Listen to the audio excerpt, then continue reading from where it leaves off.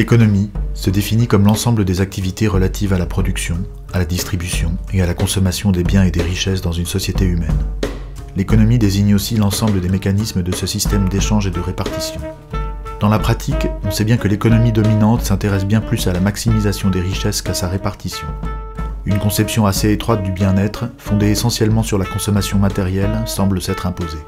De sorte que des indicateurs comptables ont imposé leurs objectifs au détriment de l'espérance d'un monde meilleur. Ce n'est pas nouveau. En principe, en démocratie, le peuple devrait pourtant donner son avis sur la direction à suivre, et la politique économique devrait être déterminée en conséquence. Les dernières décennies ont montré qu'il n'en est rien.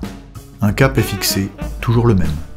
Ce cap, c'est celui de la doctrine néolibérale, de la compétition de tous contre tous dans une grande concurrence mondialisée, qui épuise autant les ressources que les personnes.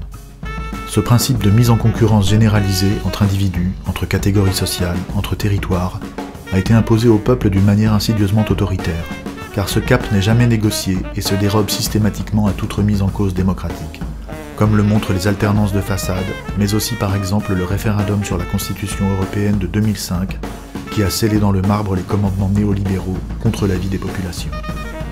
L'horizon néolibéral, c'est cette direction que l'on doit suivre coûte que coûte, contre vents et marées.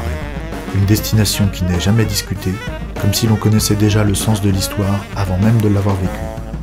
Voilà la vraie trahison contre la démocratie, car si le sens de l'histoire est connu à l'avance, il est logique que les peuples n'ont pas leur mot à dire.